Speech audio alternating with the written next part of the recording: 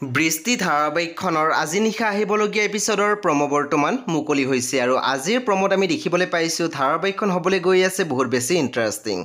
বলকচোন চাওঁ আজিৰ প্ৰমোত কি দেখিবলৈ পাইছোঁ। আজিৰ প্ৰমোৰ প্ৰথম ভাগত আমি দেখিবলৈ পাইছোঁ কিশোৰৰ বৰ্মাকে কৈ আছিল তাইৰ লক্ষ্য এতিয়া জীউৰ ভাল ভৱিষ্যত। তাই জীউক লৈ সুখী হ'বলৈ চেষ্টা কৰিছে আৰু পাৰিছেও। তাৰপিছত আমি প্ৰমোদ দেখিবলৈ পাইছোঁ মনদীপাই কৈ আছিল তেনেকুৱা হ'লে মই বহুত কষ্ট পাম মা, মই এনেকৈ শুই বহি থাকিব নোৱাৰোঁ।